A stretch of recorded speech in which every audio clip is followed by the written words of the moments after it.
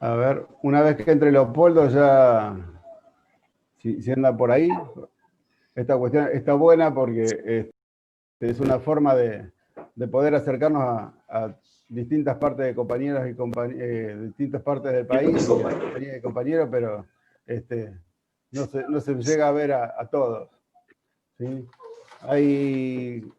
Les cuento que hay compañeras y compañeros de Loma de Zamora, de Almirante Brown, de Río Negro, de la Ciudad Autónoma de Buenos Aires, de Rosario, Cañuelas, La Matanza, Quilmes, Lanús, Villa Gesell, Monte Grande, San Vicente, Ursaco, Ezeiza, Lincoln, Remedio Escalada, La Plata, Ciudad Evita, Dolores, Los Polvorines, Mariano Acosta, Marcos Paz, Salta, Posada, General Guido, Alem, Zárate y Tandil. ¿Sí?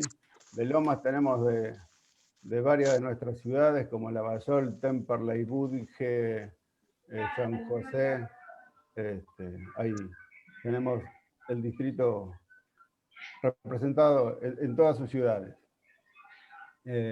Las organizaciones, bueno, además de ser la 13 de abril, Igualar, Sole de Mayo, Buenos Aires Unida y Caravana Militante, también hay compañeros de Unidos Organizados, Movimiento Octubre, de la FTV, del Movimiento Alfonsista, hay compañeros del Consejo Deliberante de San Vicente, del Frente Grande, el PJ de Lomas, Frente de Todos, MAPI, Mutual San José Villa Urbana, Hospital Intersonal Esteves, de Temperley, Sociedad de Fomento 17 de agosto de Almirante Brown, Movimiento de Desarrollo Lomense, La Dorrego, Asociación Civil Merendero Nuestra Señora del Carmen, la Asociación Civil COI Aike de la UNAM y el Manifiesto Argentino. ¿Sí? Tenemos una linda juntada. Así Florencio que, Varela falta. Florencio Varela, bárbaro. También están diciendo de Galvez Santa Fe. Zárate también. ¿Me escuchás? Sí, Zárate. Lo nombramos. ¿Y Lomas de Zamora Centro? Sí, Presidente Perón. De Lomas. Presidente Perón también. Agrupación Lata y Trabajo, Lomas. Muy bien. Partido de la Costa. Presentando a las compañías y compañeros que faltaron. Berizo. Sí, lo hemos nombrado. No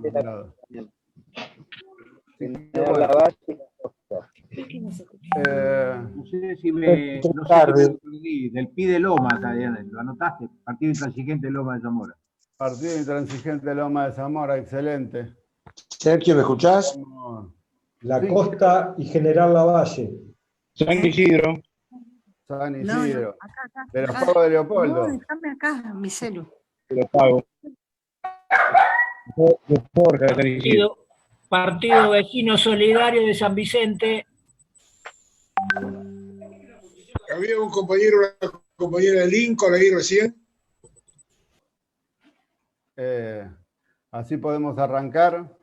Vamos a ir, sepan ustedes, tener en cuenta que para nosotros esto es una inauguración porque hay muchos compañeros y compañeras que no aparecen en la pantalla, así que vamos a tener que ir buscándolo cuando tengan que hacer uso de la palabra, por ahí se demoran un cachito, pero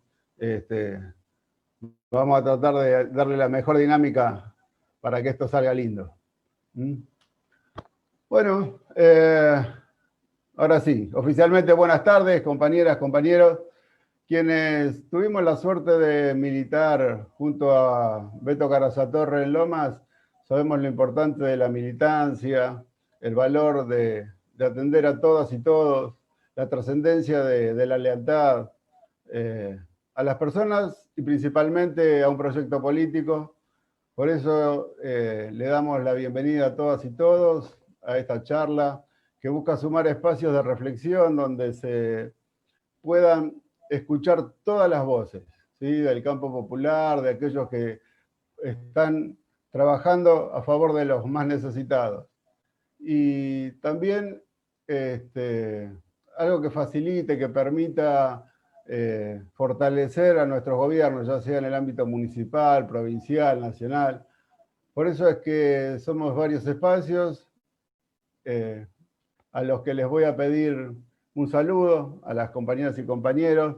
Vamos a arrancar por por quien hizo posible esta charla que fue el nexo con Leopoldo, ¿sí? Al compañero Fabián, que ahora lo tengo que buscar en la lista de participantes, porque no lo tengo en cuadro. A ver dónde anda Fabián.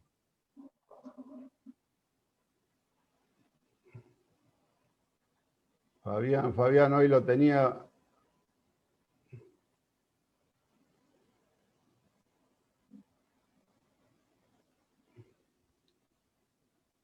¿Está Fabián? Sí, acá estoy. Ah, bueno, te escuchamos, dale. Bueno, nada, cortito. La verdad que es interesante tener una charla con tantos compañeros. De mi parte, de la parte de lo que es Igualar, poder presentar y que esté con nosotros dando una charla a nivel de lo que piensa a nivel nacional y en la actualidad. Así que bueno, nada. Gracias a todos por estar. Gracias, ahí estuve viendo a concejales en actividad como Amado Salina y a ex concejales como Angélica Chaparro. Somos muchos, así que no pude ver a todos. Gracias por estar en esta charla y bueno, esperamos escucharlo a Leopoldo, nada más. Bárbaro, buenísimo, muchas gracias, Fabián. El compañero Mario Pedernera, Fabián es de... Perdón. Fabián es de Igualar, ¿sí? El espacio del cual es referente a nivel nacional, Leopoldo. Mario Pedernera, que es de Buenos Aires Unida. Te pedimos, por favor, un saludo, que te presentes con los compañeros y las compañeras. Perfecto, Sergio, muchísimas gracias. Muchísimas gracias a todos. Yo pertenezco a un espacio... Se te escucha un poco bajo, Mario. Hola, ¿me escuchan ahora? Hola, ¿me escuchás? Sí, ahora mejor. Perfecto.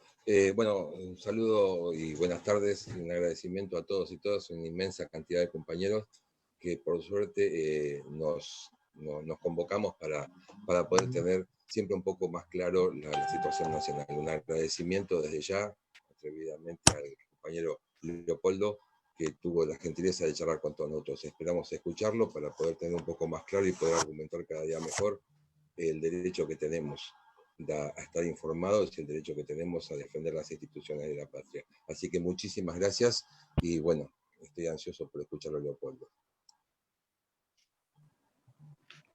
Bárbaro. Muchísimas gracias, Mario.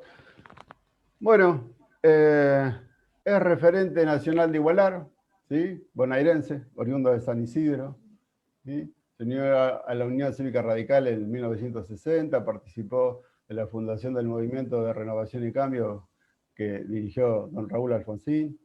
Es una forma de poder acercarnos a cumplir un papel muy importante. Partes de compañeras y compañeros de las distintas voces que se hizo escuchar en la creación de la CONADEP, ¿sí? Fue senador nacional, fue electo diputado nacional nuevamente y después, en 2017, integró lo que fue Unidad Ciudadana y le dio un mandato nuevamente como diputado nacional entre el 2017 y 2021.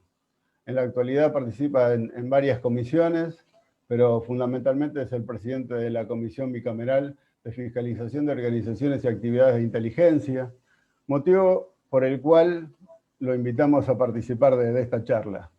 Como ustedes sabrán, la charla se llama Hay servicios y servicios, porque una de las cosas que estuvimos charlando entre todas las compañeras y los compañeros que nos preocupaba era el tema, por un lado, servicios, fundamentalmente a los que vivimos en zona sur, servicio eléctrico con Edesur, ¿sí? Y Leopoldo se expresó con respecto a eso, y también al ser el presidente de la bicameral, está hablando de otro tipo de servicios que son los servicios de inteligencia. Para nosotros son dos temas que tienen mucho, pero mucho que ver con el futuro de nuestro país. Así que, sin más preámbulos, le damos las gracias y lo escuchamos a Leopoldo que sin lugar a dudas es una voz inteligente, clara y sensata, y eso vale muchísimo para nosotros y para nosotras, que esté hoy acá y podamos escucharlo para tener las herramientas necesarias, como le decía al principio, para empezar a generar la unión y la cohesión de las fuerzas populares para defender al gobierno de Alberto y de Cristina. Así que bueno, Leopoldo, muchas gracias y le cedo la palabra. Está con el micrófono. Hola, ahí está. Ahí va. Ahora ¿Escuchan? Sí, ahora sí, bárbaro. Bueno, no, les decía que en primer lugar quiero mandarles un abrazo a todos ustedes, que en realidad es la única manera que hoy tenemos de abrazarnos a la distancia. En segundo lugar, les quiero decir que para mí este tipo de reuniones es algo medio raro, porque en razón de la edad que yo tengo, nunca me imaginé que iba a estar participando de reuniones o actividades de esta naturaleza a través de esta tecnología. Creo que a algunos de ustedes también les debe pasar lo mismo y que deberían haber empezado la reunión con alguno de los nietos que le ordenara la manera de ingresar. Y además uno se siente medio raro. Yo la verdad es que me siento acá solo, como estoy en este momento, como un loco suelto que está hablándole a las paredes. Pero bueno, es lo que tenemos y tenemos que laburar con eso.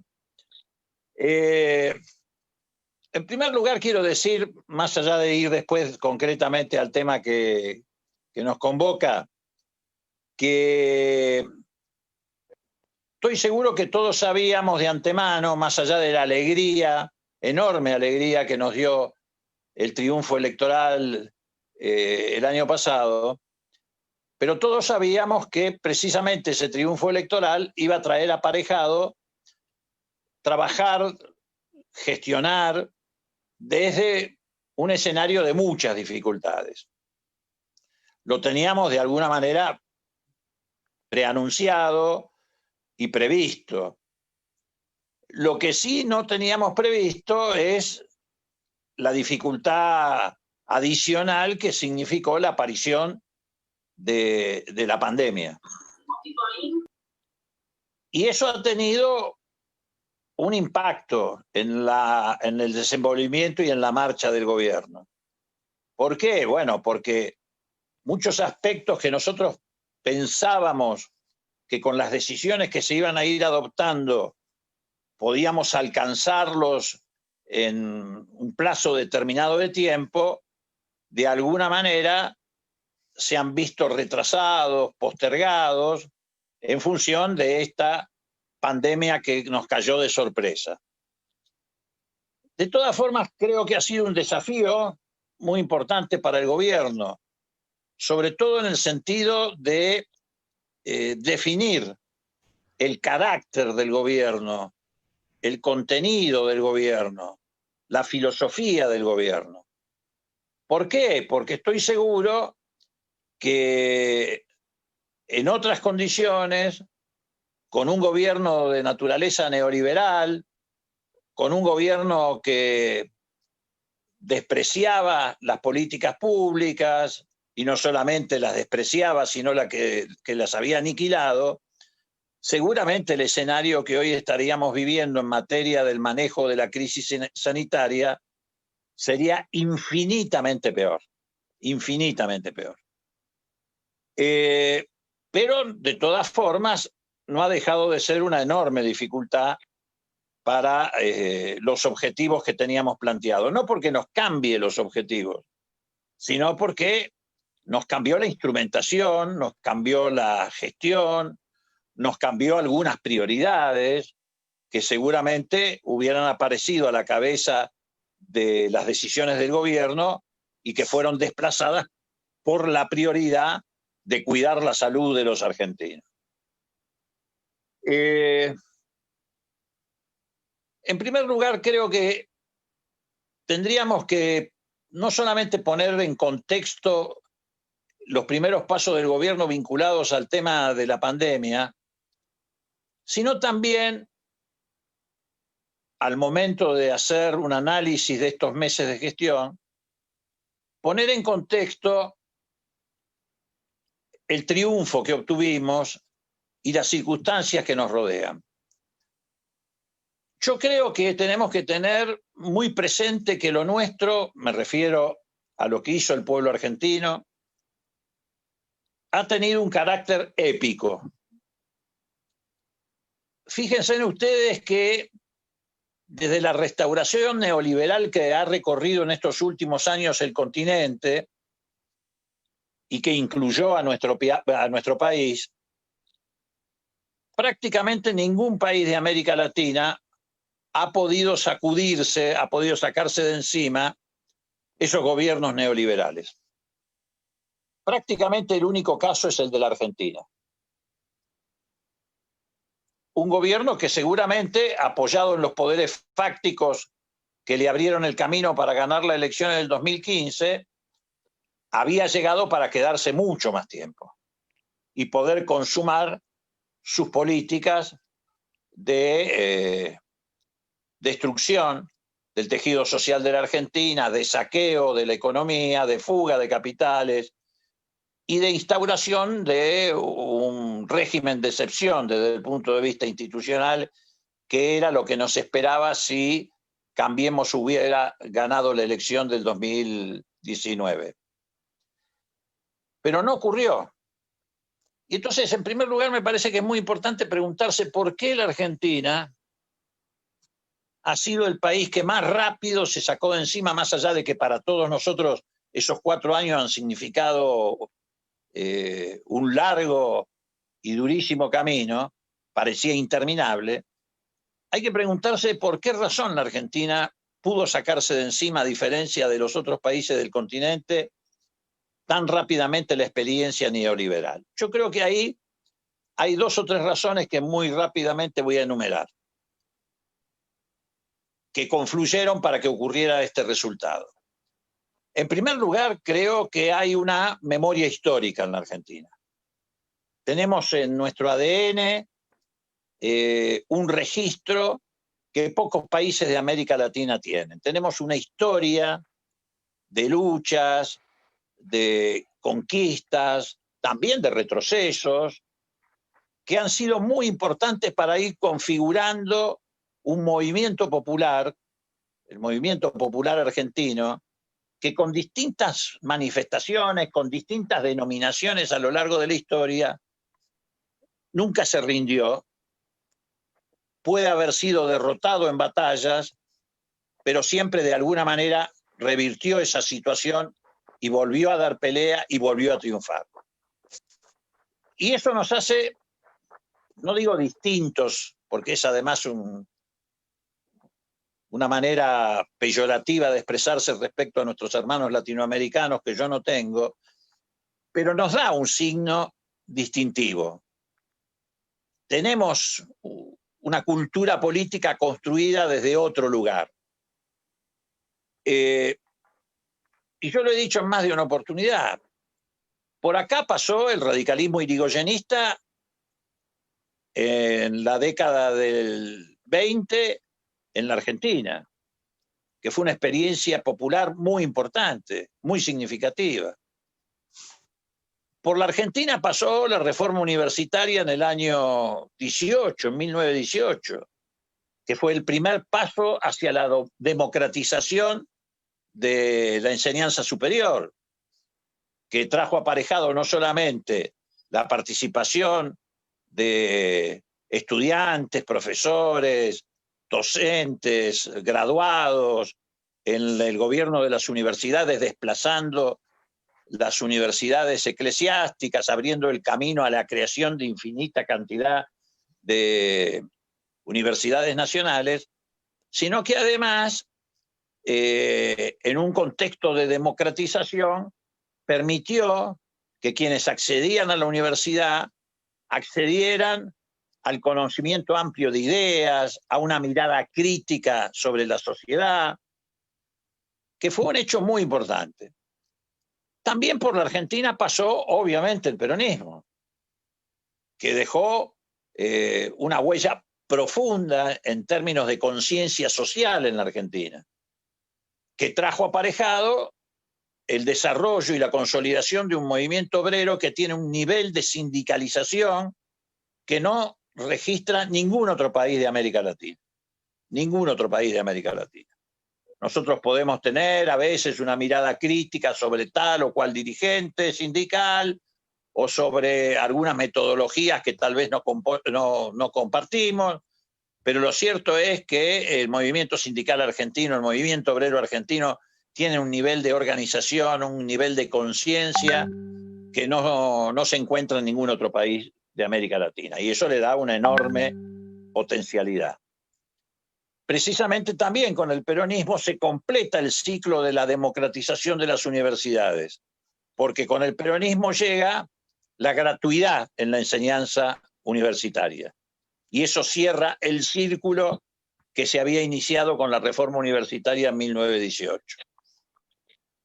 También tuvimos una experiencia inédita en la Argentina, que fue la experiencia de la recuperación democrática del 83. Pero no solo porque recuperamos la democracia, que dicho sea de paso, fíjense en ustedes las coincidencias históricas, que son algo más que coincidencias.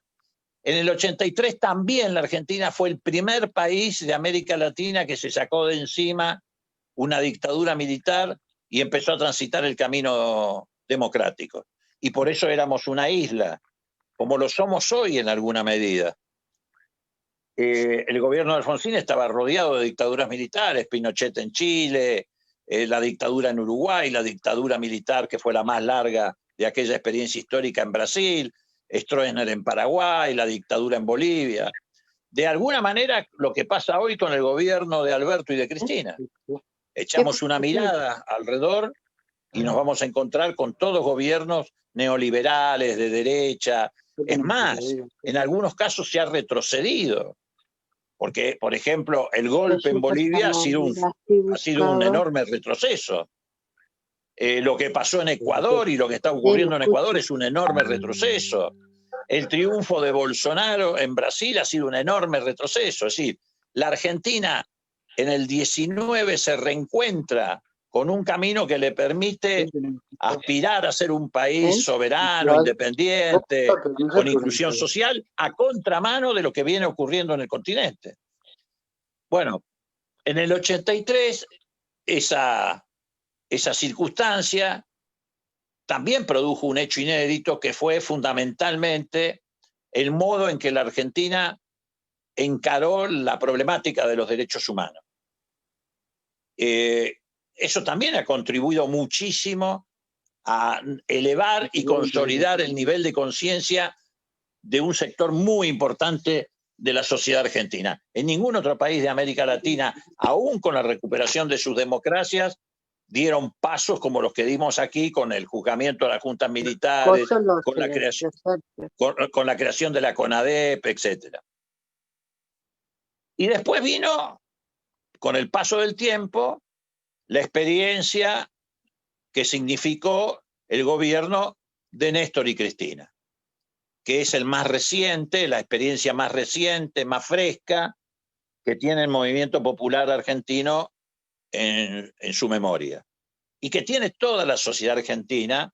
¿Por qué? Porque fue un gobierno que generó un cambio en la matriz distributiva que ha sido enorme comparado con cualquier experiencia histórica anterior.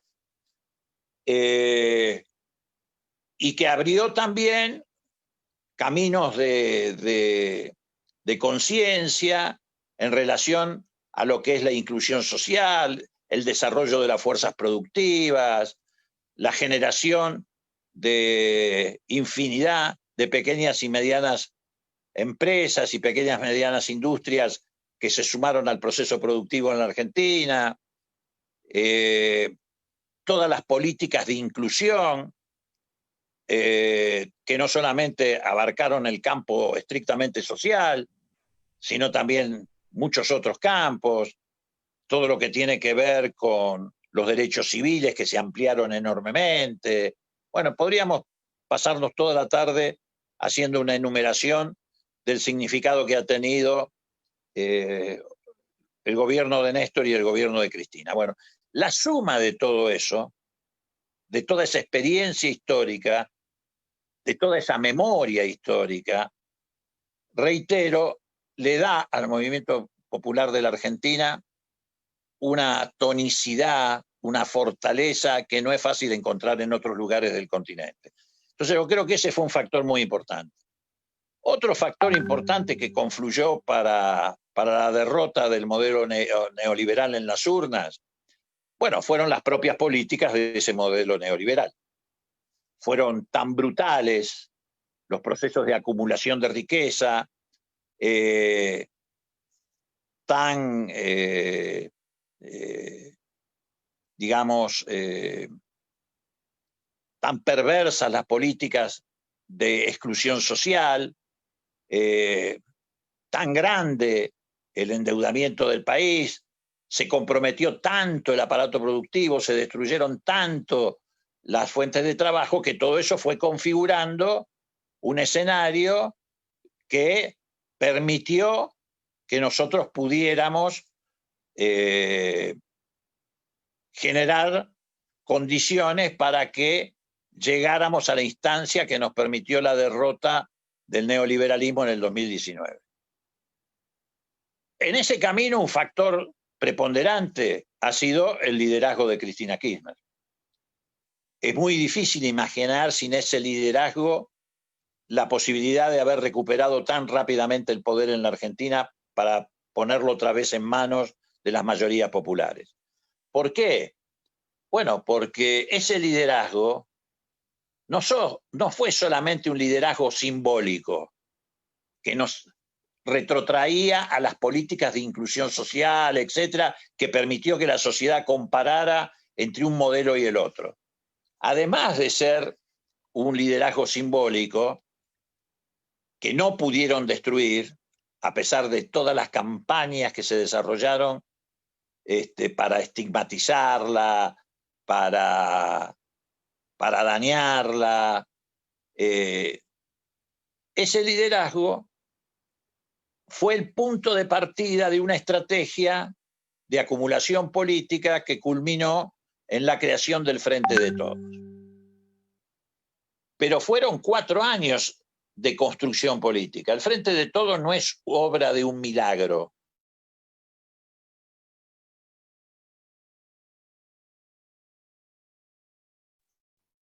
Es producto de lo que muchos llaman la muñeca de Cristina, la genialidad de Cristina de convocar a Alberto Fernández como candidato a presidente.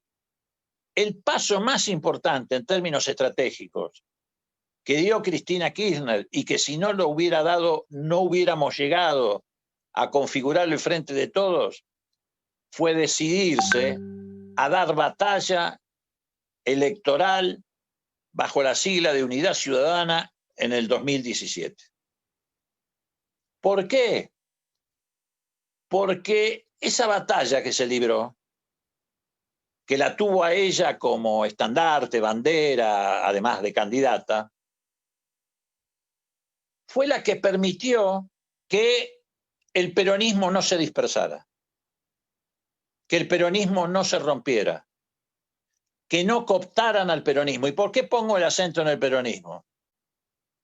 Porque sin lugar a dudas, más allá de que este espacio político expresa distintas corrientes de opinión o formaciones políticas, distintos orígenes, una amplísima pluralidad, no hay duda de que el peronismo es, digamos, no voy a usar la palabra tradicional de la columna vertebral, pero sí es el conglomerado político que mayor aporta hoy en esta coyuntura política de la Argentina al Frente de Todos. ¿Qué hubiera pasado, aunque esto es contrafáctico, si Cristina no se presentaba en la elección del 2017? ¿Qué hubiera ocurrido en términos prácticos? El gobierno y los poderes fácticos que lo acompañan venían trabajando muy fuerte en desmembrar, como decíamos recién, al peronismo. y hubiéramos tenido tal vez una elección donde un sector, el Frente Renovador encabezado por Massa, hubiera sacado un porcentaje un poco mayor de votos. Otro sector, que fue el que encabezó Randazzo, también seguramente hubiera sacado un porcentaje un poco mayor de votos. Y hubiera quedado disperso, sin conducción política, la mayoría de los votantes del peronismo que se hubieran inclinado a estas opciones o a cualquier otra que apareciera en la coyuntura. Si esto se hubiera cristalizado, se hubiera congelado en el 2017, no lo juntábamos más. Si no se hubiera generado un polo de atracción tan fuerte como significó una candidatura como la de Cristina en el medio de campañas que pretendían destrozarla, etcétera. Si no hubiera consolidado un 38%, 37% de los votos en la provincia de Buenos Aires alrededor de su liderazgo, no hubiéramos tenido la posibilidad de llegar en el 2019 a constituir el Frente de Todos. Por eso creo que en realidad, desde el punto de vista estratégico, el hecho más lúcido que produjo Cristina fue en el 2017, porque creo que eso abrió entonces sí la puerta, generó el polo de atracción que hizo que otros sectores del peronismo, que podían haber sido seducidos, conquistados, o como que ustedes quieran llamarlo, por los cantos de sirena de la derecha, no se trasladaran a ese campo de la política y se quedaran del lado del campo popular. Y entonces sí, ahí se pudo construir el Frente de Todos. Bueno, digo, me parece que a partir de ahí entonces hay que analizar lo que nos está ocurriendo. Todos nosotros tenemos alguna crítica para hacer seguramente, algún rezongo, estamos con alguna insatisfacción, pero no podemos perder de vista el contexto en el que estamos desenvolviendo nuestro gobierno. Es más, fíjense en ustedes, es tan grande el retroceso y el riesgo que tenemos para la democracia en América Latina, que no solamente Argentina es casi el único país del continente, con excepción tal vez de México, que ha logrado sacarse de encima la experiencia neoliberal. El complejo militar industrial de Estados Unidos, los fondos de inversión, los poderes fácticos locales, no están dispuestos a aceptar el resultado de una elección. Para ellos la democracia es un límite, es una limitación, o un limitante, para decirlo de manera más precisa. A punto tal de que, por ejemplo, en Bolivia, no solamente dieron un golpe de Estado, no se contentan con haber dado un golpe de Estado y desalojado a Morales. Lo han proscripto a Evo Morales para la elección. Y están maniobrando para ver cómo proscriben al MAS, o sea, la fuerza política que representa a Morales. Y han postergado ya en 2 oportunidades la fecha de la elección. En Ecuador lo han proscripto y lo han condenado al exilio forzado a Correa. Han encarcelado muchísimos dirigentes de la fuerza política que representa a Correa. En Estados Unidos, muchachos, en Estados Unidos hace un mes atrás, Trump largó el globo de ensayo de suspender la elección en Estados Unidos. En Estados Unidos no se suspendieron las elecciones ni siquiera durante la guerra civil. ¿Qué quiero decir con esto? Quiero decir que cuando a veces tenemos algo para rezongar, no es que lo tengamos que callar, todo lo contrario, el movimiento popular en la Argentina se nutre del debate político, se nutre de las diferencias, pero sí tenemos que contextualizar esas insatisfacciones que podemos tener para darnos cuenta del desafío que tenemos por delante. Bueno, el desafío es tan grande que el gobierno, en el medio de la pandemia, no pudo dejar de lado la necesidad de resolver el problema de la deuda externa. Probablemente podríamos haber hecho una mejor negociación, otro tipo de negociación, pero no nos equivoquemos, esto no es el contexto que tuvo el gobierno de Néstor y de Cristina después. Es mucho más difícil, mucho más complejo. Entonces digo, el contexto hoy es mucho más complejo todavía que el que heredaron Néstor y Cristina. En todo sentido, mucho más complejo. Y sin embargo, se han encarado esos desafíos. Como decíamos recién, el desafío que impone la cuarentena, el desafío que impone la pandemia, el esfuerzo fiscal que está haciendo el gobierno es fenomenal. No tiene registro en la historia argentina. Ustedes piensen que el gobierno está pagando un porcentaje, la mitad de los salarios de los trabajadores registrados. El gobierno está financiando el IFE. El gobierno está aumentando la asignación universal por hijo. El gobierno está tratando de que los jubilados que cobran la mínima o que cobran hasta un límite de 35.000 pesos no pierdan frente a la inflación. Es descomunal el esfuerzo fiscal que está haciendo el gobierno para sostener en el medio de este desastre el aparato productivo, el ingreso de los argentinos. ¿Esto significa que hemos podido resolver el problema de manera satisfactoria? No. Hemos tenido una caída en el empleo registrado de 2.5. Pero comparemos.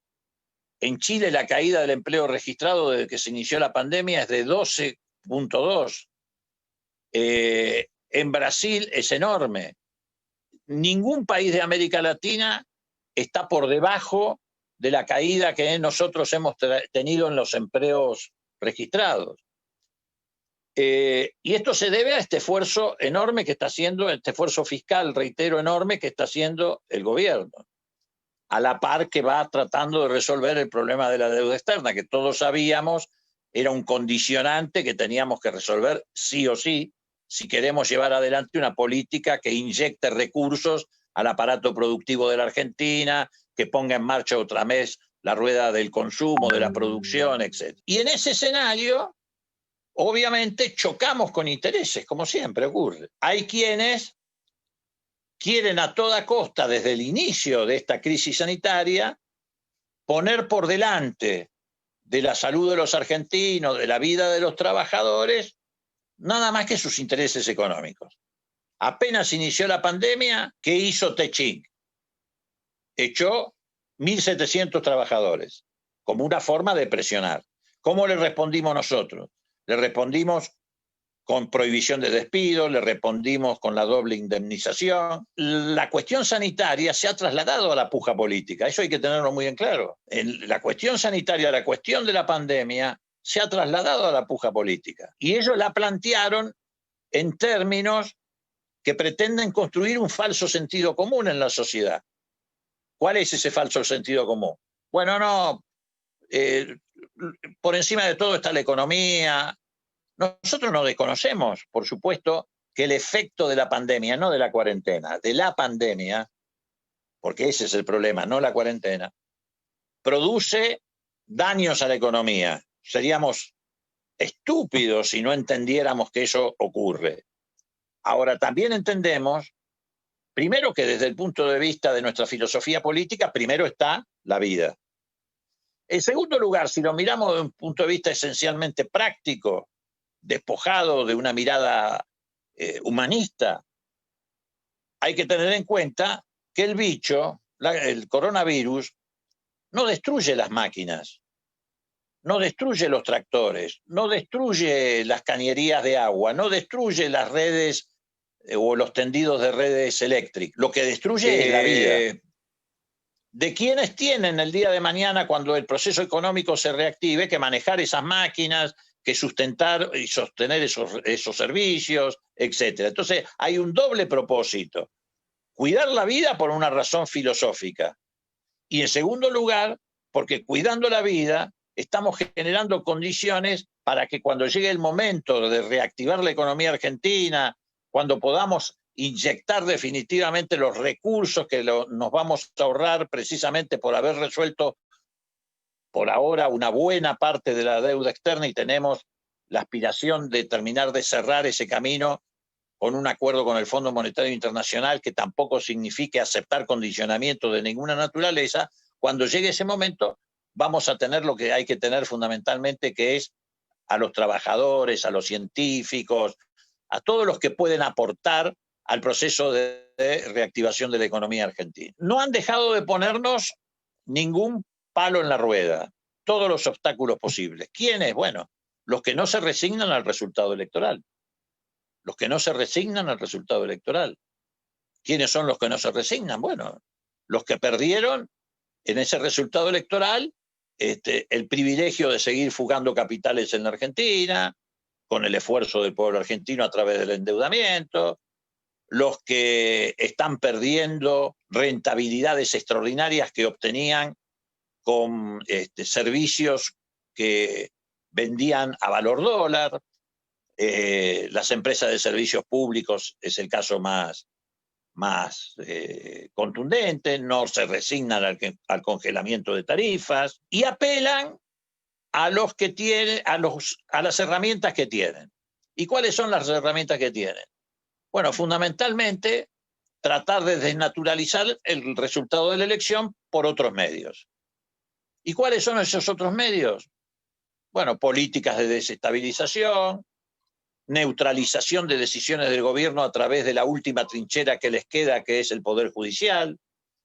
Porque así como en el pasado la trinchera de los sectores privilegiados de la Argentina eran los cuarteles, y desde ahí daban los golpes de Estado que tumbaban con gobiernos democráticos, etc., hoy la trinchera que ellos tienen es la estructura del Poder Judicial. Por eso se ha desatado esta campaña feroz apenas se anunció la reforma judicial.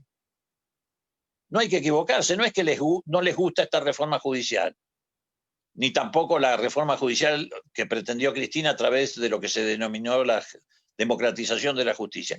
No quieren ninguna reforma judicial. Ellos quieren mantener intacto ese bastión. ¿Por qué? Porque desde ahí boicotean, neutralizan, revisan las políticas que un gobierno democrático, nacional y popular como el nuestro puede llevar adelante. La prueba más evidente la tenemos hace 4 o 5 días atrás, cuando una jueza contenciosa administrativa pretende a través de una medida cautelar, o ni siquiera cautelar, una medida precautelar, decirle al Senado de la Nación Argentina qué puede hacer y qué no puede hacer, tratando de impedir que cumpla con sus funciones constitucionales. Yo no sé si todos han advertido la gravedad que tiene esa decisión. Una jueza le dice al Senado, ustedes no pueden tratar tal cosa. Es increíble. El día de mañana puede ocurrir que salga un juez que diga, bueno, hay que cerrar el Parlamento por 180 días. Ahora, esto es posible en una Argentina donde precisamente el Poder Judicial se ha transformado en el arma más potente que tienen los sectores del privilegio en el país. Esto es posible porque tenemos una Corte Suprema donde 2 tipos aceptaron entrar por la ventana a través de un decreto violando la Constitución y otro tipo como Lorenzetti, que ha sido el artífice junto con la Embajada norteamericana durante estos últimos 4 años de todas las políticas de persecución contra el movimiento popular en Argentina, particularmente, obviamente, concentrada en la figura de Cristina Kirchner. Entonces, vos les hablás de reforma judicial y ¿de qué les estás hablando? Les estás hablando de sacarle la herramienta más importante que tienen en sus manos para bloquear las decisiones de la soberanía popular, para darle la espalda al resultado electoral, para condicionar al gobierno y para impedir que nosotros cumplamos con el contrato electoral que hemos establecido con la gente en el 2019. Nosotros tenemos un contrato electoral y tenemos que cumplir con ese contrato electoral y ellos impiden que lo hagamos o quieren impedir que lo hagamos. ya entonces en un terreno más particular y para ir a lo que ustedes querían conversar o mirar de manera muy particular, bueno, en ese contexto entra la problemática de los servicios públicos, que no solamente es una problemática que está vinculada a la cuestión tarifaria, que por supuesto no ha sido una cuestión menor, porque reitero, es lo que les permitió obtener rentabilidades extraordinarias en el medio de la peor crisis económica de la Argentina, porque fijaban sus precios en dólares y esto les permitían ganancias extraordinarias, que obviamente no reinvertían en el país. Si uno examina la compra de dólares y la fuga de capitales en la Argentina, se va a encontrar que con las empresas de electricidad y de gas están al tope de los que promovieron esa fuga de capitales y sacaban sus ganancias del país dolarizadas. Pero además de eso, el servicio ha sido terriblemente deficiente, precisamente porque no reinvirtieron, porque no mejoraron sus redes de distribución, ni de generación, ni de transporte. Por eso yo creo que el gobierno tiene que tener una mirada más contundente sobre el tema de los servicios públicos. De todas formas, entiendo que no se pueden librar todas las batallas simultáneamente, pero yo creo que en el caso de servicios como el que presta Edesur, hay que quitarle la concesión. Lisa y llanamente hay que quitarle la concesión. No creo que el camino sea solamente aplicarles multas severas, yo creo que hay que quitarle la concesión. Por supuesto que eso deja planteado otro interrogante. ¿Qué hacemos con esos servicios públicos? ¿Seguimos concesionándolos para que sin perder el carácter de servicios públicos sean operados por firmas privadas? ¿O nacionalizamos o estatizamos esos servicios públicos? Yo creo que hay que estatizar esos servicios públicos, pero también creo, reitero en este concepto de que no se pueden librar todas las batallas a la vez, que estamos en un contexto todavía complejo y que en ese contexto complejo hay prioridades. La prioridad era recuperar soberanía cambiaria para la Argentina, soberanía fiscal para la Argentina y soberanía monetaria. Y todavía estamos muy lejos de eso, porque aún resolviendo el problema de la deuda externa, del que se ha resuelto, insisto, el primer tramo, muy importante, pero todavía queda pendiente el tramo que hay que discutir con el Fondo Monetario Internacional, esa soberanía cambiaria, esa soberanía monetaria y esa soberanía fiscal no la vamos a recuperar de la noche a la mañana. Pero creo que en el caso de Edesur específicamente habría que cancelar la concesión. Y en el plano institucional, todo lo que nos pasó durante estos últimos 4 años tuvo un fuerte acompañamiento de lo que fue la persecución política. La persecución política se instaló en el 2015 como un sistema en la Argentina. Cuando se habla de esto, del espionaje ilegal, cuando apareció el caso de Alessio, cuando se empezó a hablar del lawfare, que es lo que une a sectores del Poder Judicial con los grandes medios de comunicación hegemónicos, con las políticas de la Embajada Norteamericana para el continente, etcétera, se veía también como una cuestión relativamente secundaria el espionaje ilegal. Hasta que, a partir de marzo de este año, cuando nos hicimos cargo de la Comisión Bicameral de Contralor de los Servicios de Inteligencia y cuando el gobierno intervino la AFI, empezamos a trabajar en lo que sospechábamos que ocurría, pero ya con la certeza y la posibilidad que los nuevos resortes nos daban para ya realmente correr el telón y descubrir efectivamente todo lo que hoy estamos conociendo en materia de espionaje ilegal y de persecución política y de extorsión. Para darles una definición general, yo les puedo asegurar, sin lugar a dudas y sin ninguna posibilidad de equivocarme, que el aparato de espionaje ilegal y persecución política que puso en marcha el gobierno de Cambiemos a partir de los primeros meses del 2016 no tiene ningún precedente, ningún antecedente en la historia democrática de la Argentina. Obviamente, con excepción de lo que ocurría en las dictaduras militares. Y cuando digo de la historia democrática de la Argentina, no me estoy refiriendo solamente a la que se reinició en 1983. También me refiero a las experiencias democráticas anteriores. Nunca hubo en la Argentina un aparato de persecución política y de espionaje ilegal en la historia democrática de nuestro país de la magnitud del que estructuró y desarrolló y consolidó el macrismo y los poderes fácticos que lo acompañan. No son loquitos sueltos, no son cuentapropistas. Fue una decisión sistémica que funcionaba con una lógica muy elemental, que era llevar al campo de la lucha política la persecución a través de la metodología del espionaje ilegal que alimentaba los mecanismos de extorsión. Desde el espionaje ilegal se extorsionaba a dirigentes sindicales, dirigentes sociales, figuras eclesiásticas, hicieran de testigos falsos en causas judiciales armadas por esa famosa mesa judicial.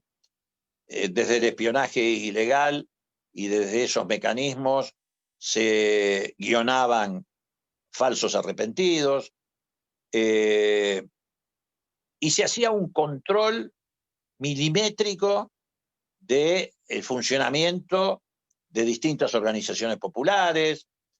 Por supuesto, también en materia de espionaje ilegal, el blanco predilecto era Cristina Kirchner, pero no el único, fue enormemente abarcativo. Y por supuesto esto funcionaba articulado, enlazado con los medios hegemónicos que eran usuarios de ese espionaje ilegal y con sectores de la justicia que también eran usuarios y a través de la mesa judicial decidían contra quién iba a ir preso, quién no iba a ir preso. Era una organización piramidal que tenía a la AFI, a la Agencia Federal de Inteligencia, como principal abastecedor de ese tipo de productos, pero también a la FIP, donde funcionaba un grupo de tareas que hacía espionaje fiscal, a la UIF, la Unidad de Información Financiera, que hacía espionaje bancario y financiero, a la Dirección de Migraciones, donde funcionaba otro grupo de tareas que hacía control sobre el movimiento, entrada y salida de personas. Y todo eso iba o ascendía, subía hacia el vértice, que era la mesa judicial, que es una asociación ilícita, porque está fuera de la Constitución, de la ley de ministerios, no es un organismo del Estado, donde filtraban toda esa información, todos esos recursos, todos esos elementos que estos grupos de espionaje ilegal iban recogiendo. Por supuesto que en el marco de una situación de impunidad como la que significa poner las organizaciones del Estado al servicio de este tipo de cosas, también hubo aprietes económicos, intentos de sacarle plata a mucha gente, apretadas de ese tipo, como ocurrió en la época de la dictadura militar con los grupos de tarea. Pero no eran cuentapropistas, no hay que equivocarse. Era una organización estructurada, pensada y montada para la persecución política. Por eso yo digo que si el macrismo hubiera ganado la elección en el 2019, no solamente se hubiera profundizado la crisis económica social de la Argentina, bueno, todo lo que ya sabemos, sino que no hay duda que hubiéramos terminado desembocando en un estado policial. no tengan ninguna duda. Estábamos a milímetros de desembocar y consolidar un Estado policial en la Argentina. En el marco de la democracia, sí, en el marco de la democracia. La democracia iba a estar conducida por mafias que, por supuesto, iban a tener solo la apariencia de un gobierno democrático, pero que iban a instaurar un estado de excepción en la Argentina y un estado policial en la Argentina. Todavía no se conoce todo lo que se debe conocer, es mucho más, no se conoce muchísimos aspectos que se están investigando, lo que se conoce ya de por sí es suficiente para desmentir a estos hipócritas perversos que dicen que ellos vinieron a defender la República, el Estado de Derecho. No debe haber habido gobierno que haya atropellado tanto la República y el Estado de Derecho como el gobierno de Cambiemos. La privacidad de las personas invadida por el espionaje ilegal, causas en las que no se respetaba el debido proceso, la defensa en juicio. Bueno, lo que a ustedes se les pueda imaginar. Las causas judiciales son todas truchas. Uno ha tenido la oportunidad de ir recorriéndolas ahora precisamente porque casi toda esta tarea de espionaje ilegal iba a parar a esas causas judiciales. Es increíble cómo se han armado causas judiciales en Argentina. No se podría mantener en pie ni una, salvo la excepción tal vez de la de los bolsos de López, pero fuera de esa no se podría mantener en un país con instituciones que funcionan en medios de comunicación, que hasta el día de hoy utilizan esas herramientas para desacreditar al gobierno popular de la Argentina y al movimiento popular de la Argentina en su conjunto. Hubo cosas aberrantes, por ejemplo,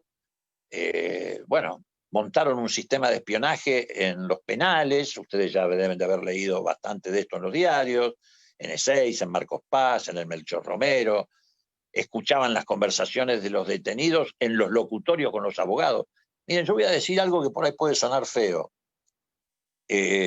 No hay ninguna duda de que no hubo nada peor en la Argentina que las dictaduras militares. Nada peor. El genocidio, la violación sistemática de los derechos humanos. Pero yo no creo que en la dictadura, ni en la dictadura militar, deben haber escuchado en los locutorios las conversaciones entre los presos y sus abogados. Es increíble lo que pasó en nuestro país. Entonces, me parece que estemos también limpiando esos sótanos de la democracia, como los calificó Alberto, que estemos saneando todo eso, es una gran contribución, no solamente a la consolidación institucional, a la transparencia institucional, sino también a impedir que esos poderes fácticos que tienen su brazo judicial a la vez puedan mantener y sostener el brazo que significaba este aparato de espionaje ilegal. Se los estamos desmantelando. Y creo que vamos a contribuir también a crear y a sumar a la creación de conciencia social y política en la sociedad argentina. ¿Por qué? Porque a la vez que están empezando a desarrollarse causas en los tribunales alrededor del tema del espionaje ilegal, y cuyo destino es que los tribunales apliquen sanciones penales a los responsables, en la comisión bicameral estamos haciendo una tarea de acumulación de elementos que pienso que para noviembre, diciembre, habrá que ver los tiempos que tenemos y sobre todo las condiciones políticas, y también de alguna manera va a influir el tema de qué punto estamos en la pandemia. Creo que entre noviembre y diciembre nosotros vamos a estar en condiciones, desde la comisión bicameral, de presentar a la sociedad argentina, a través de un informe al Parlamento argentino, un cuadro absolutamente articulado y completo de lo que significó el espionaje ilegal que montó el macrismo en nuestro país, con el concurso y la complicidad, reitero, de los poderes fácticos que lo hicieron posible. No voy a decir, porque sería una desmesura, que vamos a hacer lo que hizo la CONADEP en el 85, 86, cuando se presentó el informe. Pero le vamos a andar cerca. Estamos trabajando con mucha convicción, con mucha eficiencia, con mucha información, y efectivamente creo que si bien nuestra tarea no es aplicar desnude a todos los que se sirvieron de esto, usaron de esto, y que además neutralicen por cuerda separada están corriendo las causas judiciales. Hay, de parte nuestra, una dificultad enorme, no solo en esta materia, sino en muchos otros órdenes, y con esto termino. ¿Cuál es la dificultad más importante que hoy tenemos para defender el gobierno, para defender el contrato electoral que establecimos con las mayorías en el 2019, incluso para extender y profundizar algunas de las decisiones que hay que tomar? Y una de las dificultades que tenemos es que está neutralizada una de nuestras herramientas más importantes. La herramienta más importante del movimiento popular ha sido, y seguramente es, y seguirá siendo, el trabajo territorial, la movilización popular, desatar la dinámica de las distintas fuerzas que componen el movimiento popular argentino, que no son solamente las fuerzas político-electorales, sino el movimiento obrero, los colectivos sociales, culturales, intelectuales, el movimiento estudiantil. Es decir, todo lo que nosotros tenemos a mano, que hoy de alguna forma está neutralizado por circunstancias objetivas. Nosotros podríamos hacer movilizaciones populares en defensa del gobierno o en defensa de decisiones del gobierno, pero infinitamente político del PRO. Pero bueno, nosotros no podemos hacer eso, no lo podemos hacer porque no lo queremos hacer, no queremos poner en riesgo la vida de los argentinos. El trabajo territorial también se ve de alguna manera limitado, menguado, el trabajo en el barrio, el trabajo en la fábrica, el trabajo en los lugares de estudio. Y eso genera cierta sensación de vacío que por momento angustia a nuestros propios militantes, porque da la impresión de que no tenemos capacidad de respuesta frente a las campañas que se despliegan. Pero bueno, esa es una limitante que tenemos. También debo decir esto como una crítica, si ustedes quieren recogerla como crítica. Creo que hay que mejorar mucho el aparato comunicacional del gobierno. Me parece que ahí hay que trabajar mucho. Creo que es imprescindible trabajar sobre eso, porque la batalla va a seguir establecida en el terreno de la batalla cultural. Y la batalla cultural tiene como una de las herramientas esenciales los instrumentos comunicacionales. Además de que, reitero, la potencialidad que tiene el movimiento popular argentino en torno a su capacidad de movilizar, del trabajo territorial, etc. Pero a eso hay que complementarlo, hay que acrecentarlo con un aparato comunicacional más eficiente, porque la batalla sigue siendo y seguirá siendo esencialmente una batalla de naturaleza cultural.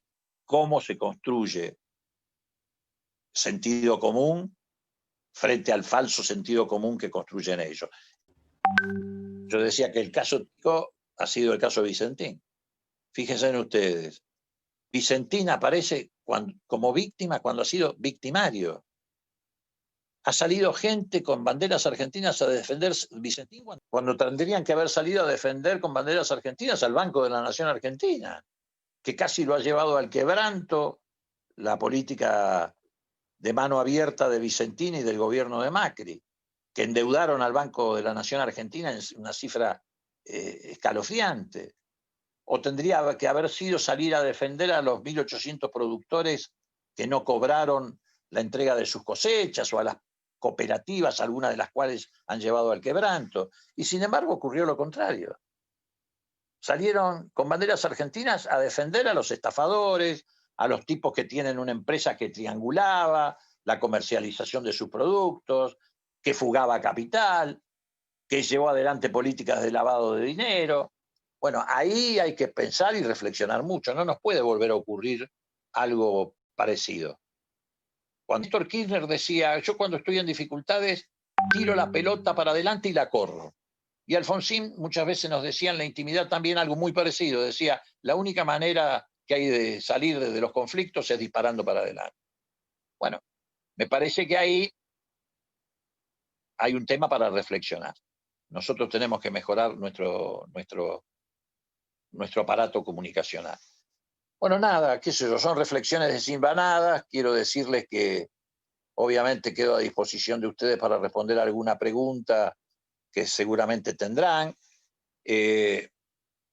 Los felicito por esta iniciativa. Se están multiplicando iniciativas de este tipo por todos lados. Estamos tratando de sustituir ese trabajo territorial, esa cercanía, esa participación en términos de movilización popular que todos nosotros tenemos, con estas herramientas que tenemos hoy al alcance de nuestra mano. Les quiero decir, porque seguramente alguno me lo va a preguntar, así que me anticipo en la respuesta, que la semana que viene estamos formalizando la presentación del proyecto del gravamen a las grandes riquezas. El proyecto está elaborado desde hace mucho tiempo.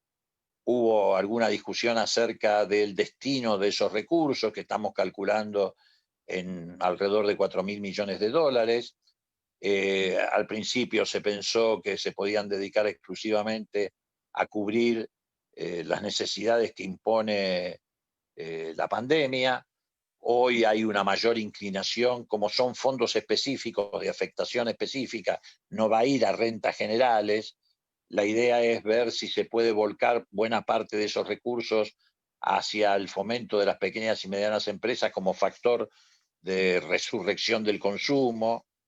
Pero bueno, de todas maneras el proyecto se va a formalizar, va a entrar formalmente en la Cámara de Diputados la semana que viene, porque bueno, la Cámara de Diputados es, por razones constitucionales, la que debe iniciar cualquier trámite vinculado a reformas impositivas. Por supuesto, Cambiemos está haciendo lo imposible por obstruir el funcionamiento del Parlamento, no solamente porque no quieren tratar la reforma judicial, fundamentalmente no quieren tratar, por ejemplo, este impuesto o este gravamen, no quieren tratar tampoco la creación de la comisión investigadora de Vicentín, que ya tiene media sanción favorable en el Senado. Entonces ponen pretextos de cualquier naturaleza. Primero se agarraron de la reforma judicial, ahora dicen que no van a aceptar discutir ningún tema que no esté previamente acordado. Lo que quieren es paralizar el Congreso, aprovechar nuestra ausencia en las calles y de esta manera crear la mayor cantidad posible de obstáculos al desenvolvimiento del gobierno. Nosotros estamos decididos a avanzar en el Congreso con o sin acuerdo. Vamos a sesionar con o sin presencia de Cambiemos, por una sencilla y elemental razón. Porque nosotros, reitero, tenemos que cumplir nuestro contrato electoral y porque la democracia y la soberanía popular nos dio ese mandato. Porque si no, va a ocurrir que ellos paralizan el Congreso, que ganan ficticiamente el espacio público,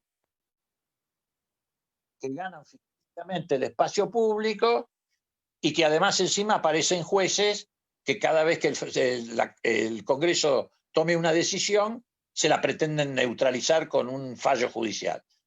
Nosotros no vamos a permitir que la democracia quede de rehén de estas. Gracias por darme esta oportunidad, un abrazo y bueno, si hay alguna pregunta pendiente vamos a meterle para adelante porque me están volviendo loco con llamadas que me entran y no sé qué hacer porque me interrumpen a cada rato. Bárbaro, bárbaro. Muchísimas gracias, Leopoldo. La verdad que excelente, una claridad impresionante. Y además creo que comparten las compañeras y los compañeros la alegría del anuncio con respecto al gravamen a las grandes riquezas, ¿sí? Si esto venía bárbaro, ese anuncio, creo que nos alegra mucho más. Había un par de compañeros de prensa que tuvieron que comenzar su programa, así que se fueron, pero está el compañero Eduardo Minervino, que es de Villa Gesell, tiene una radio, y le cedería la palabra a él si quiere hacer alguna pregunta. Leopoldo, ¿cómo te va? Lo conozco hace unos años. Más de 40, Leopoldo. Más o menos, más o menos. Más. Más, Sí, casi sí. 50, tenía 70, 71, 72. Hemos aguantado, ¿eh? ¿Cómo? Hemos Anduvimos. aguantado, digo, espero que no nos agarre el bicho ahora y nos complique las cosas, pero bueno. No, Adelante, dale. nos cuidamos, hemos soportado cosas peores. Sí. Leopoldo, vos hablabas de la reforma como judicial como necesaria, como una herramienta clave que perdería la oposición, pero hemos hablado alguna otra oportunidad y decía que esta te parecía corta, que faltaba algo más profunda y que no podía darse la reforma si no se llegaba a la Corte, ¿no? Que es clave, es un muro fundamental, si no sería un muro de contención. ¿Cuál es tu opinión al respecto? No, yo no tengo. A ver, en política uno tiene objetivos de máxima y objetivos de mínima. Todo depende muchas veces de las condiciones en las cuales se desarrollan tus proyectos. A ver, yo creo que en la Argentina hay que ir a una reforma constitucional, ni siquiera una reforma judicial exclusivamente.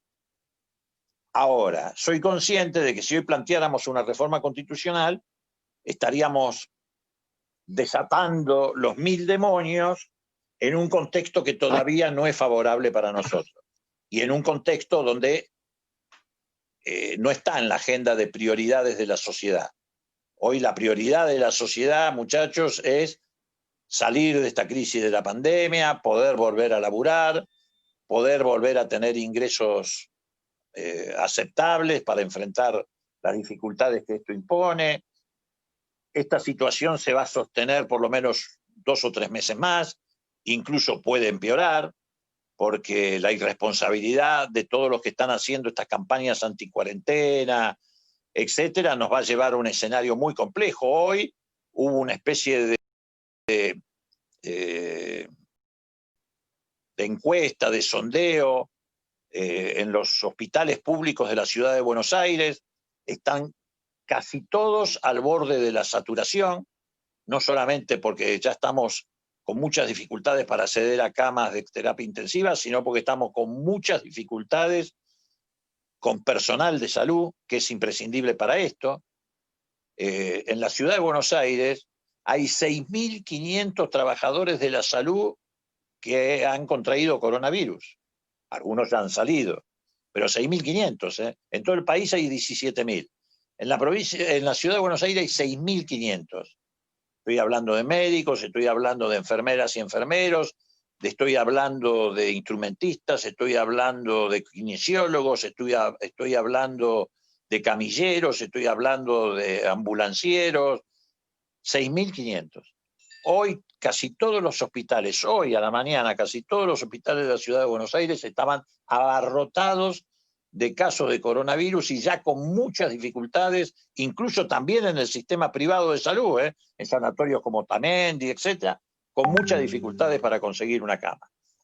Vamos a ver qué pasa dentro de 15 días, ojalá no pase nada, pero vamos a ver cuál ha sido el efecto de estos irresponsables que ayer salieron a la ciudad, como salieron, a ver si dentro de 14, 15 días esto todavía encima no implica un salto aún superior hacia arriba en materia de contagio. Entonces la preocupación de la sociedad va a seguir siendo y va a estar centrada básicamente en 2 temas: el tema sanitario y el tema económico. Yo creo que sería una locura que hoy nosotros saliéramos a discutir la reforma de la Constitución. Me parece que sería un desatino. Sí creo que más adelante hay que plantear un escenario de debate en relación a eso. Creo que el gobierno de Alberto y de Cristina han decidido empezar por la reforma judicial y de alguna manera postergar la discusión sobre la conformación de la Corte hacia fin de año. Yo personalmente también creo que es imprescindible ampliar la Corte. Me parece que si no ampliamos la Corte, cualquier reforma judicial se va a ver muy dificultada.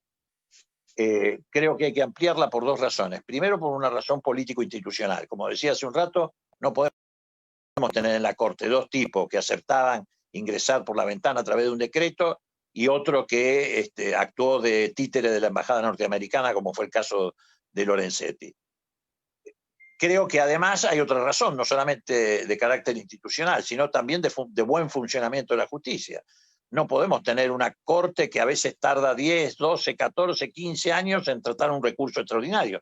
Hace unos meses atrás, hagan un esfuerzo de memoria, a 6 meses, no recuerdo bien, la Corte resolvió en una sentencia la libertad de una mujer en Misiones, no, de 2 mujeres, una de las cuales había pasado 14 años presa y otro 11 por un homicidio que no habían cometido. 14 años después resolvió un recurso extraordinario la Corte. Eso tampoco puede. Entonces hay que regular los recursos, hay que ir al juicio por jurados. El juicio por jurado hoy es menos influenciable un jurado por los medios de comunicación de lo que han sido los jueces. Pero bueno, creo que hay que culminar con una reforma de la Corte Suprema de Justicia. Pero bueno, creo que tampoco hay que poner el carro delante de los caballos. Me parece que, y está a la vista, con la reforma judicial ya hemos desatado suficientes demonios como para entrar en otro terreno. Sobre todo, reitero, Eduardo, con una sociedad que hoy tiene toda su prioridad puesta en la salud y en la economía. Gracias, Leopoldo, abrazo. Bárbaro, muchísimas gracias, Leopoldo. Ya tenemos varias preguntas, así que las voy leyendo. Dale. Ya lo podemos liberar a Leopoldo. Dice, hay 2 grandes sectores o cuerpos que permanecen impunes con sus operaciones ilegales a lo largo de la historia democrática, inteligencia y la bonaerense. ¿Por qué es tan difícil ponerlas en orden y democratizarlas? Ana Gorosito. Mira, Ana, en cuanto a lo que se refiere a la inteligencia, al aparato de inteligencia, tener la certeza de que hemos avanzado en estos meses como no se avanzó nunca a lo largo de la historia democrática de la Argentina. No te digo con esto que hemos erradicado definitivamente los riesgos que significa ese aparato de inteligencia que ha funcionado tanto tiempo en las sombras y que ha servido a los intereses que ha servido, pero los tenemos contra las cuerdas. Por un lado, por la acción de la interventora de la AFI, la fiscal Cristina Camaño, las decisiones que se tomaron, se terminó con los fondos reservados, a punto tal de que buena parte del presupuesto de la AFI hoy está alimentando las políticas sanitarias en la Argentina. Se ha hecho una limpieza muy grande, desplazando muchísimo personal. Nosotros en la Comisión Bicameral estamos haciendo una tarea también enorme de investigación, colaborando con la justicia. Hay algunos sectores de la justicia, la causa de Loma de Zamora está muy bien encaminada, con gente confiable. Los tenemos contra las cuerdas y además los estamos mostrando, los estamos exhibiendo, que es lo peor que le puede pasar a estos tipos que se han manejado siempre en la oscuridad y en los sótanos. Lo peor que le podés hacer es sacarlos a la luz, sacar no solamente a los individuos, sacar a la luz la metodología, etc. Los tenemos contra las cuerdas. Y cuando terminemos nuestro trabajo en un par de meses más, van a estar en una situación muy compleja, muy difícil. Digo, sí puedo hablar. Digo, lo que no puedo es darte la misma garantía. Es un caso muy complejo, son 90.000 efectivos, con una formación horrible, por un lado con bajo nivel de formación y por el otro lado con una formación ideológicamente autoritaria, de derecha, de autopreservación, de autogobierno de la institución. Pero en el caso de la inteligencia, que lo conozco bien, te aseguro que estamos avanzando como nunca en los años de democracia que hemos tenido en Argentina, y yo estoy muy confiado de que vamos a poder terminar con ese aparato.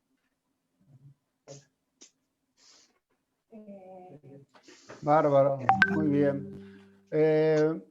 Raúl Klicksberg pregunta, ¿por qué el gobierno no mejora el aparato comunicacional y utiliza mejor Canal 7? Bueno, también me lo pregunto yo, así que ahí no tengo respuesta. Bueno, Sí, a ver, pero coincido, yo lo dije hoy en la charla, nosotros tenemos que mejorar mucho el aparato comunicacional, mucho. Bárbaro. Pregunta Nelly Fernández, ¿cómo sigue el tema Casal y Stornelli? Bueno, ahí también estamos, bueno, es como todo, estamos librando una batalla a brazo partido. Hoy se reunía la Comisión de Acuerdos en el Senado, se reunía la Comisión de Asuntos Constitucionales para seguir avanzando con la reforma judicial, y la semana pasada hizo una gran tarea la Comisión Bicameral de Seguimiento de la Procuración Fiscal, que es la que ocupa hoy Casal, la titularidad. Creo que esta semana la comisión o ya ocurrió la semana pasada, la verdad que no lo tengo presente, la Comisión de Seguimiento de la Procuración remitió, creo que ya lo hizo, remitió a la Comisión de Juicio Político de la Cámara de Diputados todos los antecedentes para llevar adelante el juicio político de Casal, o promover la creación del Tribunal de Ética y Fiscalización de la propia Procuración, pero también en ese terreno estamos muy decididos a avanzar. Tenemos algunas limitaciones porque algunas decisiones las tenés que tomar con los 2/3 de los votos en el Senado, y no los tenemos. Pero sí tenemos la decisión política de avanzar en estas cuestiones. Hoy, casualmente, antes de empezar esta charla, desde la Comisión Bicameral de los Servicios de Inteligencia le mandamos a la Comisión de Acuerdos del preside la senadora Anabel Fernández Agasti del Frente de Todos de Mendoza, le mandamos una nota, una denuncia, precisamente porque en los celulares de D'Alessio, eso consta en la causa de Rama Padilla, estaba 6 días antes de que se conociera la sentencia que firmaron Bruglia y Bertucci, estos dos que están cuestionados porque los pusieron a dedo, estaba la sentencia en el celular de D'Alessio. Entonces le mandamos todos los antecedentes para que no solamente la Comisión de Acuerdo del Senado discuta si fueron bien o mal trasladados estos tipos a la Cámara Federal, sino que además los convoquen para que den cuenta de por qué D'Alessio, un sinvergüenza de 7 suelas, tenía en su celular 6 días antes la sentencia que dictó la Cámara Federal con la firma de ellos respecto al caso de la fotocopia. Entonces, bueno, esas batallas se están librando todas. Lo que les quiero dar es la tranquilidad de que el caso Stornelli, el caso Procuración Fiscal, el caso Servicios de Inteligencia, reforma judicial, todas esas batallas se están librando. Y bueno, por eso se nos han venido encima. A ver, lo de ayer tiene que ver precisamente con eso. Es la reacción de todos estos grupos frente a la decisión política de avanzar con la reforma judicial, de avanzar con el tema de los servicios de inteligencia y avanzar con la cuestión de la procuración fiscal. Bárbaro. Justamente hablando de celulares, Ricardo pregunta si el tema de celulares encriptados, que por otra parte algunos no devolvieron, ¿forman una causa aparte o está dentro de la causa grande de lo que es todo este accionar de la AFI? No, el caso de los celulares encriptados, a ver, déjame pensar, porque hay un montón de denuncias que están en distintos juzgados. El caso de los celulares encriptados, francamente no me acuerdo en cuál de las causas está, si está en la de Lomas de Zamora o está en algún otro juzgado, porque en Lomas de Zamora tenemos la causa que podríamos llamar madre, la más grande, la más importante, la más voluminosa. Pero después tenemos denuncias que se han hecho y que han ido recayendo en distintos juzgados, por ejemplo, la denuncia sobre los mails que pinchaba la AFI, esa cayó en otro juzgado, la denuncia sobre las armas que vendieron dentro de la AFI a precio vil al propio personal de la AFI legalmente, esa está en otro juzgado. La de los celulares encriptados, yo la verdad no recuerdo si está en la causa de Lomas o la tiene otro juez. Eso ahora no lo recuerdo, no lo tengo presente. Bárbaro. Acá hay dos preguntas similares. Una la hace el concejal Loruso de San Vicente y otra Raúl. Hablan de lo mismo, voy a tratar de unificarlas. Dice, en el mundo se está debatiendo el ingreso básico universal. ¿No pensás que la pandemia nos da una oportunidad para impulsar un ingreso ciudadano universal, por lo menos de forma gradual? Sí, yo creo que es un tema que nos da para ponerlo en la agenda.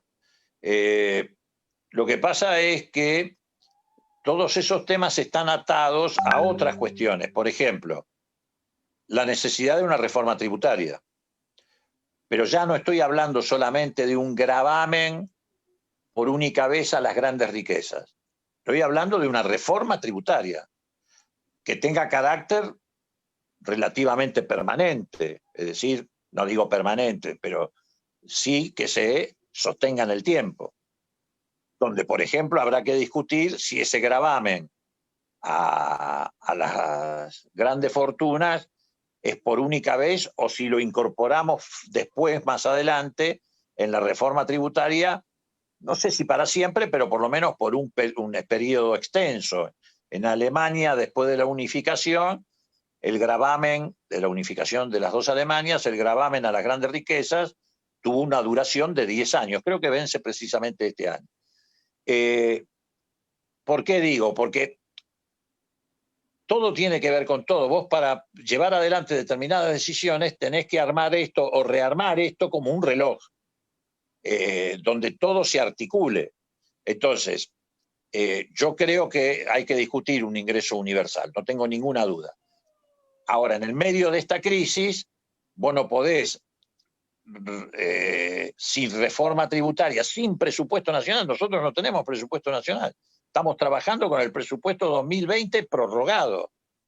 No podíamos tampoco tener presupuesto nacional porque no podíamos calcular, sin resolver el problema de la deuda externa, cuáles iban a ser los recursos en el presupuesto nacional.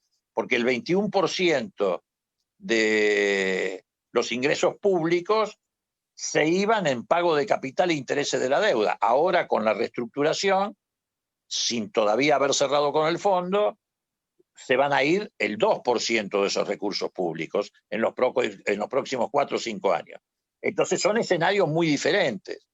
Entonces yo creo que sí, que ese es un debate que hay que instalar, que hay que desembocar en ese ingreso universal, pero que eso va a venir hacia fin de año, el año que viene, cuando tengamos presupuesto ordenado, reforma tributaria concretada, cuando tengamos un escenario mucho más organizado y estable. Hoy, por ejemplo, nosotros no podríamos suspender el pago del IFE o suspender tal otra cosa en virtud de un ingreso universal. Hay que reorganizar incluso el Estado. Ustedes recuerdan lo que pasó la primera vez que el ANSES se lanzó a pagar el IFE. Se armó un merequetengue incontrolable. ¿Por qué? Porque no había, el Estado, hay un montón de gente que no la tenía registrada. Entonces, todo eso va a venir. Yo creo que la pandemia va a traer muchas cosas nuevas en materia de agenda. Una de ellas es la discusión sobre un ingreso universal. Bárbaro. Bueno, para cerrar, le pedimos disculpas a todas las compañías y compañeros. Sabemos que hay muchos que quieren preguntar, pero tenemos que ir acotando la cosa. Le vamos a dar la posibilidad a una compañía trabajadora de la salud en este momento. Sí, ellos están en la trinchera, así que dice, ¿no sería momento de poner en agenda nuevamente la ley de medios en virtud del daño que generaron y generan en nuestro pueblo, más específicamente en la salud colectiva en esta coyuntura? Soy trabajadora de la salud de la provincia de Buenos Aires, desde ahí mi pregunta. Gabriela Ibrahim.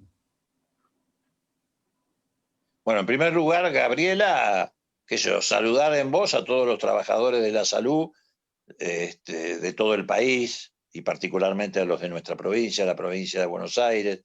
Yo ayer me sentí muy mal, precisamente, entre otras cosas, porque me imaginaba qué estaba pasando por la cabeza y por el corazón de los trabajadores de la salud cuando veían ese manicomio que se reunió en el Obelisco y que decían cualquier tipo de disparate, de cualquier naturaleza. Es increíble lo que hace el odio, ¿no? Yo digo que la mejor vacuna que podrían encontrar Alberto y Cristina es la vacuna contra el odio, pero eso no existe, es imposible. Pero buena parte de los problemas de este país se resolverían, porque ayer se mezclaba todo, el odio contra el peronismo, el odio contra el movimiento popular argentino, el odio contra Cristina, el odio contra la vacuna. Yo escuché cosas ayer insólitas.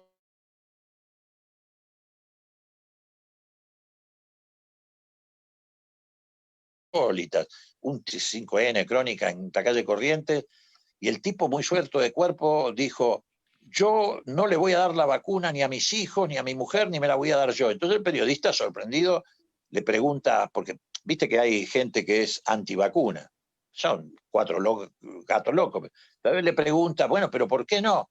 No, porque la vacuna nos va a modificar el ADN. El ADN es nuestro, dice que la vacuna va a modificar nuestro ADN. El tipo leyó. Se cerró el micrófono. No sé qué conclusión quería sacar, que nos iban a vacunar para modificarnos el ADN y hacernos marxistas, qué sé yo. Es un manicomio increíble. Pero bueno, frente a eso me imagino que los trabajadores de la salud, después de todo el esfuerzo que están haciendo, ver que hay irresponsables como eso, con Carrió diciendo desde su quinta en Capilla del Señor, sí, salgan a las calles, por supuesto ella, como se considera persona de riesgo, se quedó en su casa. Bueno, digo, primero, nada, un saludo y un abrazo muy fuerte, que quiero que le transmitas a todos tus compañeros que están en la trinchera peleando.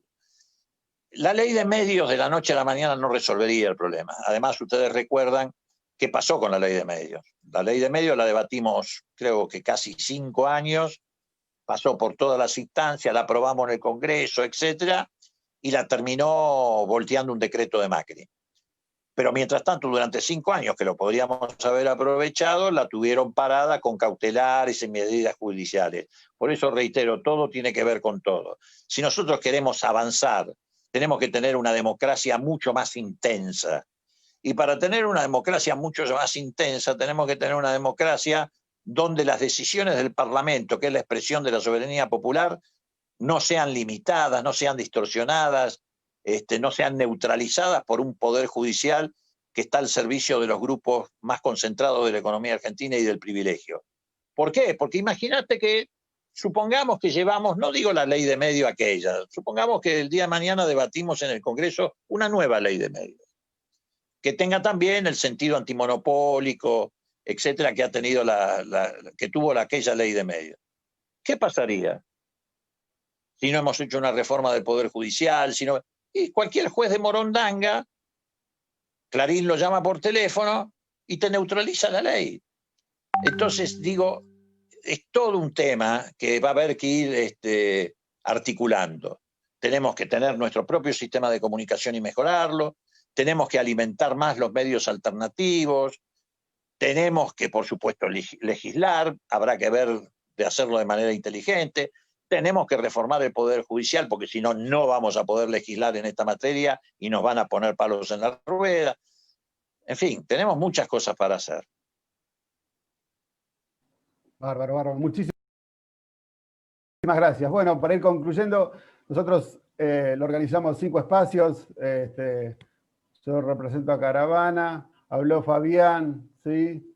Y habló Mario. Y para ir cerrando, las compañeras, van a ser las compañeras de los otros 2 espacios representados en ellas, las que van a ir dándole fin a esta jornada. Cristina Ruiz, de Soles de Mayo. ¿Dónde estás, Cris? Que no te veo.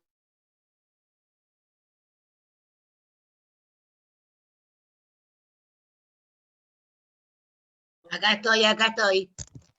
Leopoldo, por tanta generosidad, y un saludo desde Soles de Mayo a todos los compañeros. Acá hemos venido a escucharte de Dolores, de Lobos, de toda de la zona sur, de Ribera Norte, de la costa.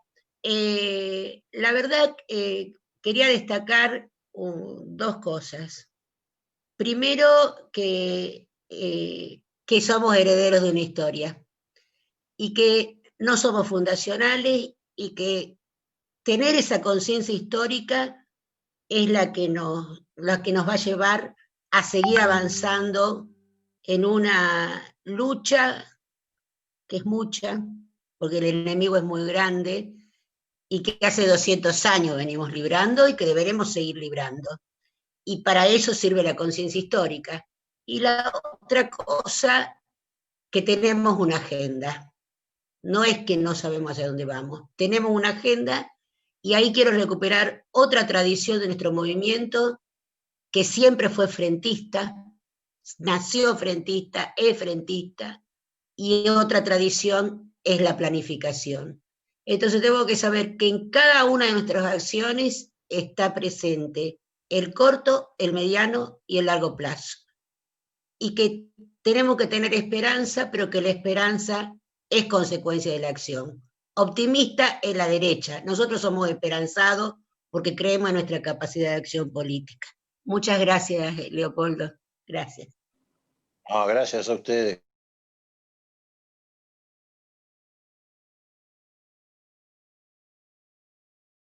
De la 13 de abril, ¿sí? La compañera Viviana Guido. Hola. ¿Sí? ¿Se escucha? Sí, te escuchamos Sí, sí. bien. Bueno, en primer lugar, plantearte, Leopoldo, que para mí es un placer, y es un doble placer, poder acordar en un 100% con todo lo que vos decís. Primero, porque integramos ambos el Frente de Todos, y segundo, porque lo hacemos desde identidades distintas y que alguna vez han sido contrapuestas, ¿no? Vos tenés un origen radical, yo tengo un origen peronista. Sin embargo, cuando en esta cuestión que decía Cristina, tanto el radicalismo como el peronismo en sus mejores expresiones ha sido frentista. Así que bueno, para mí es un doble honor poder coincidir en un 100% con todo lo que vos estás diciendo. Y me quedé con dos cuestiones. Una cuestión cuando vos hablabas de que nosotros tenemos ciertamente como frente político, hemos adquirido con los compañeros, con los argentinos, con el pueblo en su conjunto, un contrato electoral, ¿no? Y Cristina siempre hablaba de un nuevo contrato social.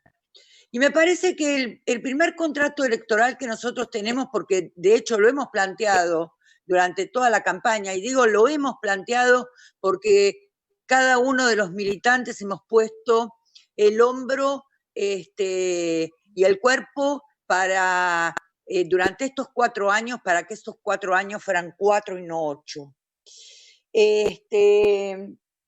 Y la primera cuestión del contrato electoral fue el neoliberalismo nunca más. Y me parece que para eso, para poder de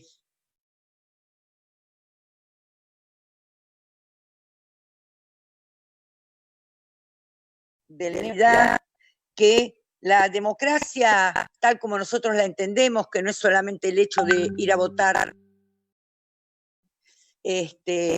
y no solamente en la Argentina, sino en América Latina, como vos lo dijiste muy bien, deje de estar hackeada por los poderes fácticos, para que las empresas de energía vuelvan a ser estatales, apostando a esa planificación de la cual hablaba Cristina. Me parece que lo que tenemos que hacer desde todos los sectores, desde la militancia, desde la dirigencia intermedia, desde la conducción, desde todo, seguir apostando a dos cuestiones que son fundamentales: la unidad dentro del Frente de Todos y la organización para volver a ganar en el 2021, volver a ganar en el 2023 y que la derecha no gobierne nunca más en la Argentina. Desde la 13 de abril, un abrazo enorme, y ya que para nosotros es muy importante lo que vos anunciaste, que es el impuesto, el gravamen. Y también dar que hoy hubo una buena noticia también, y es el pedido de procesamiento de Aranguren y 5 funcionarios más, llevado a cabo por el compañero Federico Bernal de la Enargas. Así que bueno, en medio de tanta pandemia todavía nos podemos abrazar porque hay buenas noticias y mucho, por supuesto, para trabajar. Así que bueno, un abrazo enorme. Bueno, gracias, un abrazo para vos también. Coincido en que hay que cuidar la unidad a toda costa. Me parece que ellos han apuntado mucho a romper esa unidad. Creo que esta reacción violenta y virulenta de la derecha, de los medios de comunicación, de la derecha en general, precisamente tiene que ver con el hecho de que no lo pueden separar a Alberto y a Cristina.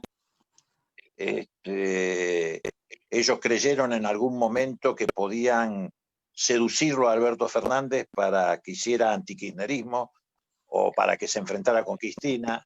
Creo que han llegado a la conclusión de que por ese camino no pasa y por eso están reaccionando de la manera que están reaccionando.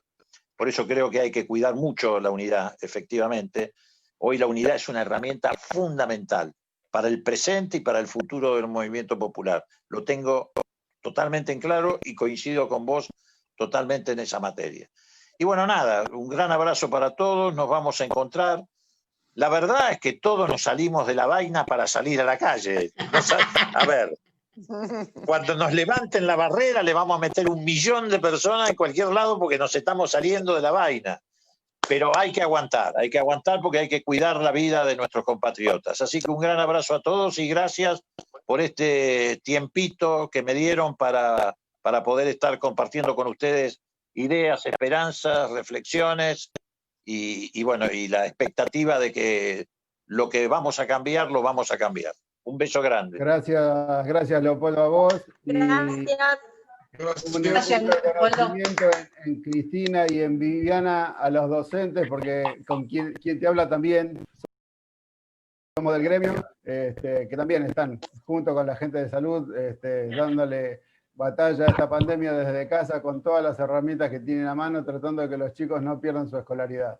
Así que Cristina, Viviana, docentes y a todas las docentes y docentes que están de la provincia, un gran abrazo. Gracias por hacerme participar. Gracias. Muchísimas gracias. Ahora pueden abrir los micrófonos y aplaudirlo a Leopoldo. ¡Aplausos! Gracias. Un abrazo. Todo lo que ponen el cuerpo.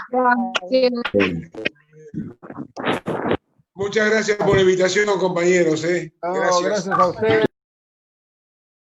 Si nos vemos en cualquier... Gracias por la invitación. Gracias. Gracias.